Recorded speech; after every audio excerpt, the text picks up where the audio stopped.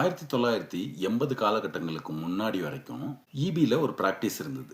என்ன அப்படின்னா, நியூட்ரலையும் எர்த்தையும் லிங்க் பண்ணியிருப்பாங்க. அப்போ வந்து இது ஒரு சேஃப்டி அப்படின்னு சொல்லி அவங்க நினச்சாங்க.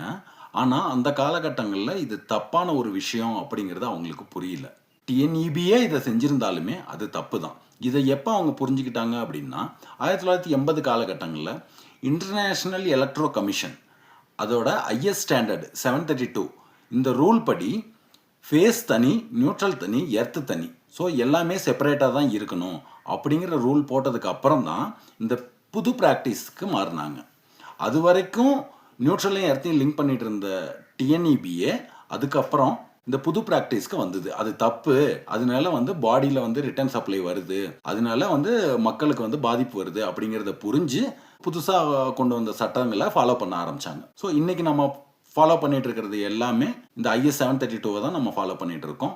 ஐஎஸ் 732 படி ஃபேஸ் தனி, நியூட்ரல் தனி, எர்த்து தனி. எந்த சூழ்நிலையிலும் மிக்ஸ் ஆகக்கூடாது. அப்படி மிக்ஸ் ஆச்சு அப்படின்னா இஎல்சிபி அல்லது ஆர்சிசிபி வேலை செய்யாது. அது சரியாக வேலை செய்யணும் அப்படின்னா ஃபேஸு, எர்த்து, நியூட்ரல் இது மூணும் செப்பரேட்டாக தான் நம்ம பயன்படுத்தணும். நான் உங்கள் மின்சார மனிதன்.